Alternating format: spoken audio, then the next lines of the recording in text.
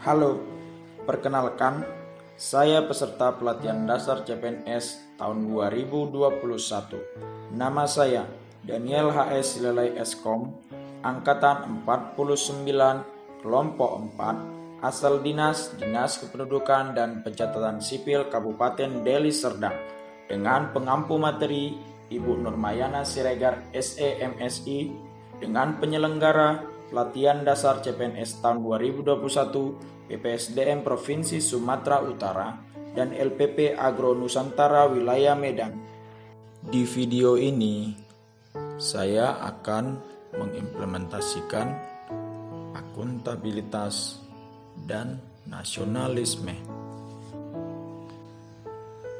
Sebelum kita memasuki implementasi akuntabilitas dan nasionalisme, kita harus mengetahui apa itu akuntabilitas dan nasionalisme.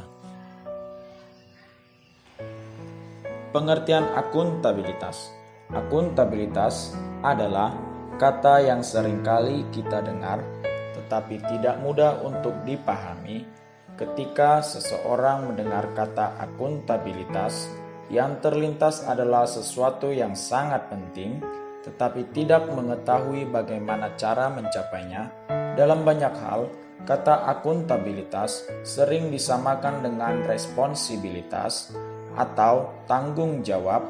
Namun, pada dasarnya, kedua konsep tersebut memiliki arti yang berbeda. Responsibilitas adalah kewajiban untuk bertanggung jawab, sedangkan akuntabilitas adalah kewajiban pertanggungjawaban yang harus dicapai. Selanjutnya, aspek-aspek akuntabilitas. Aspek-aspek akuntabilitas terdiri dari 5. Yang pertama, akuntabilitas adalah sebuah hubungan, atau accountability is a relationship. Hubungan yang dimaksud adalah hubungan dua pihak antara individu atau kelompok atau institusi dengan negara dan masyarakat. Yang kedua, akuntabilitas berorientasi pada hasil atau accountability is results oriented. Hasil yang diharapkan dari akuntabilitas adalah perilaku aparat pemerintah yang bertanggung jawab, adil dan inovatif.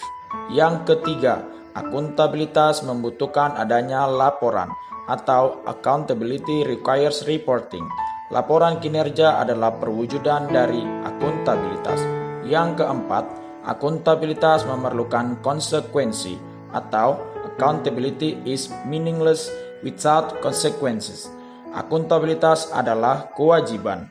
Kewajiban menunjukkan tanggung jawab dan tanggung jawab menghasilkan konsekuensi. Yang kelima, akuntabilitas memperbaiki kinerja atau accountability improve performance. Tujuan utama dari akuntabilitas adalah untuk memperbaiki kinerja PNS dalam memberikan pelayanan kepada masyarakat. Lalu, pentingnya akuntabilitas. Akuntabilitas adalah prinsip dasar bagi organisasi yang berlaku pada setiap level atau unit organisasi sebagai suatu kewajiban jabatan dalam memberikan pertanggungjawaban laporan kegiatan kepada atasannya. Bagaimana dengan tingkatan akuntabilitas? Akuntabilitas memiliki 5 tingkatan yang berbeda, yaitu pertama, akuntabilitas personal, yang kedua, akuntabilitas individu, yang ketiga, akuntabilitas kelompok, yang keempat, akuntabilitas organisasi, dan yang kelima, akuntabilitas stakeholder. Yang pertama, akuntabilitas personal atau personal accountability. Akuntabilitas personal mengacu kepada nilai-nilai yang ada pada diri seseorang seperti kejujuran, integritas, moral, dan etika. Yang kedua, akuntabilitas individu. Akuntabilitas individu mengacu pada hubungan antara individu dan lingkungan kerjanya, yaitu antara PNS dengan instansinya sebagai pemberi kewenangan. Yang ketiga, akuntabilitas kelompok. Kinerja sebuah institusi biasanya dilakukan atas kerjasama kelompok. Dalam hal ini, tidak ada istilah saya tetapi yang ada adalah kami. Yang keempat, akuntabilitas organisasi. Akuntabilitas organisasi mengacu pada hasil pelaporan kinerja yang telah dicapai, baik pelaporan yang dilakukan oleh individu terhadap organisasi atau institusi maupun kinerja organisasi kepada stakeholders lainnya. Yang kelima, akuntabilitas stakeholder. Stakeholder yang dimaksud adalah masyarakat umum, pengguna layanan, dan pembayar pajak yang memberikan masukan, saran, dan kritik terhadap kinerjanya. Jadi, akuntabilitas stakeholder adalah tanggung jawab organisasi pemerintah untuk mewujudkan pelayanan dan kinerja yang adil, responsif, dan bermartabat. Selanjutnya, akuntabilitas dalam konteks. Yang pertama, transparansi dan akses informasi. Yang kedua, praktek kecurangan dan perilaku korupsi. Yang ketiga, penggunaan sumber daya milik negara. Yang keempat, penyimpanan dan penggunaan data dan informasi pemerintah. Yang kelima, konflik kepentingan. Selanjutnya, nasionalisme.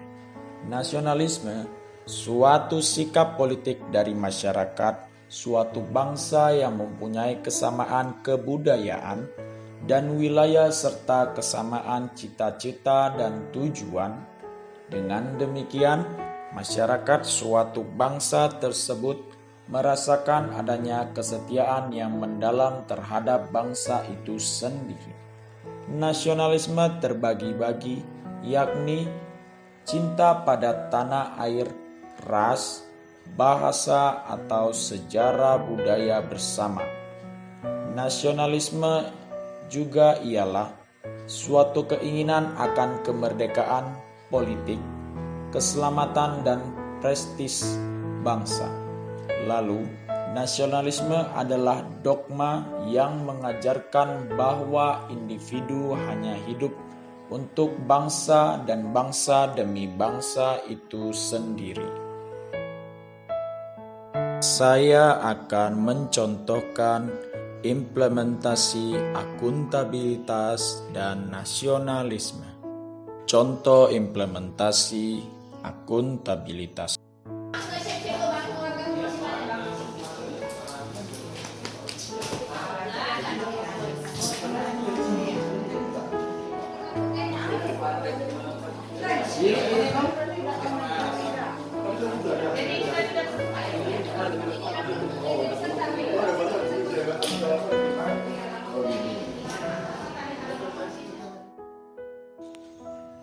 Selanjutnya, nasionalisme. Berikut saya akan tayangkan implementasi nasionalisme.